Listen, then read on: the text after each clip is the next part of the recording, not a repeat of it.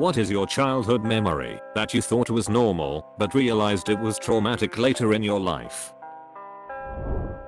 Every time my dad would pick me up from school, he'd leave me in the car for 3+ hours whilst he went into the local pub and got drunk. Nothing to do. Just sitting there in the car. He'd come back after the few hours had passed and throw me a bag of chips as he started the car. I always thought I was the luckiest boy in the world to be getting those chips.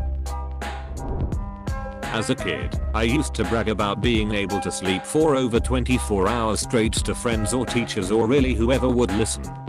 I was mid-sentence mentioning it as a freshman in college when I realized my divorced father was drugging preschool me with cold meds so I'd sleep through his weekends of custody with me. It really screwed up my sense of reality for a while. My older sister used to play our Disney read-along tapes to my younger brother and I, whilst guiding us through the words in the books. She taught us to read this way. I didn't realize till years later that she was using the tapes to cover the sound of our parents fighting downstairs. It saddens me that she never got to have a childhood. Went to pick up my uncle at a crack house when I was like 11. People sprawled out everywhere. Some lady was on the couch sleeping naked. Me and my cousins were just snickering cause we got to see boobies. My mother would have to regularly go on rescue missions to stop my grandmother from killing herself. I would get phone calls saying I'm on the way to grandma's again. One year on Halloween, I was probably about 8 or 9 years old. My mom didn't let my sister and me go outside to do some trick or treat in the neighborhood, but bought us a new Barbie movie and lots of sweets instead. Also, we were allowed to stay up as late as we wanted to. It was because she was afraid our father, parents were divorced, father abusive, would try kidnapping us. He had tried before. Still, it is one of my most treasured childhood memories because we had a great evening. Just my mom, my sesame. My father and I had a game when I was a child. Help daddy remember what hospital he went to last. My father was mentally ill and would hurt himself purposely to get more anxiety, antipsychotic and pain drugs. There were 5 hospitals within a 2-hour drive of us, and in those days, early 90s late 80s, there were no computer systems to track him like there is now. He would literally break his own fingers, burn himself with oil, anything to get what he needed.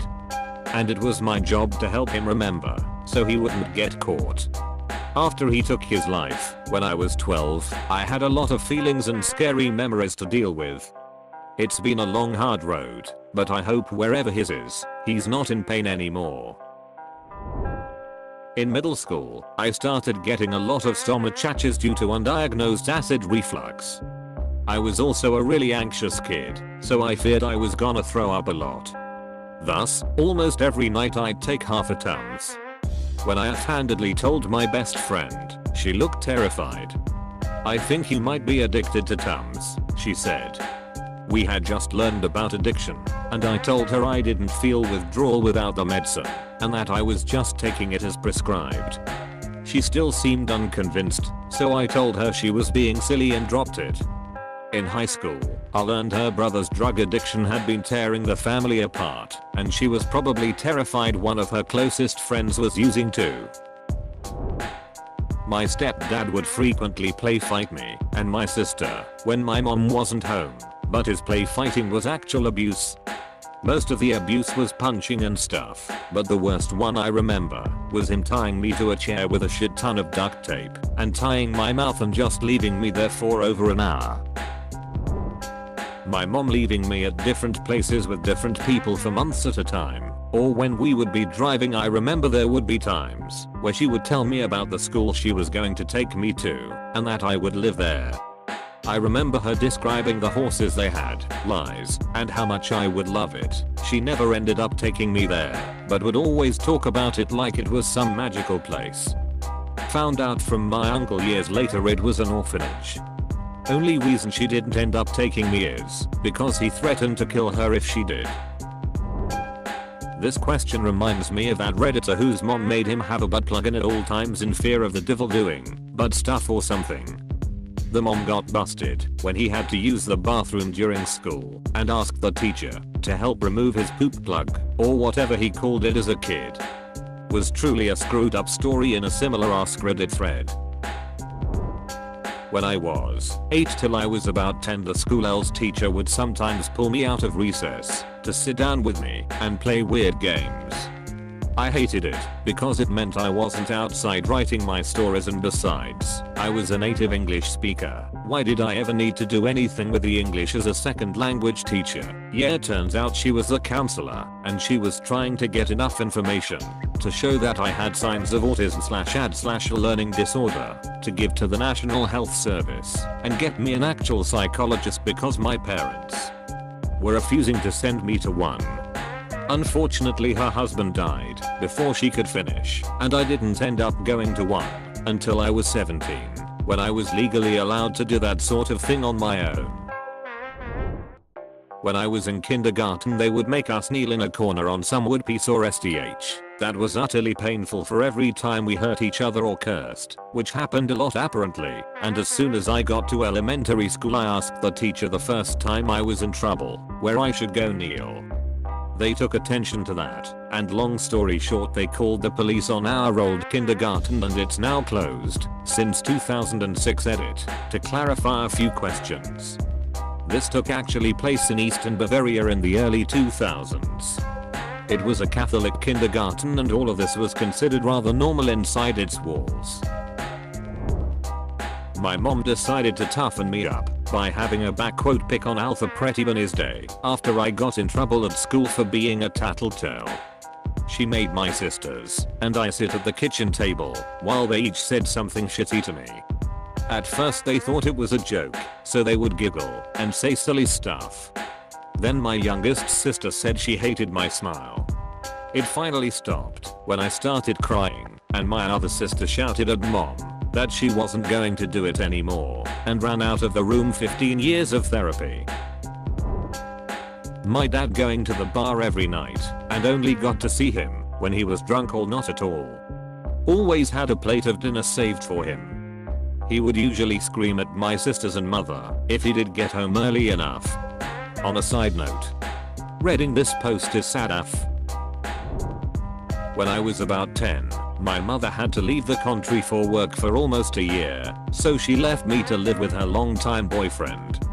Every night he'd come home drunk, which I thought was hilarious.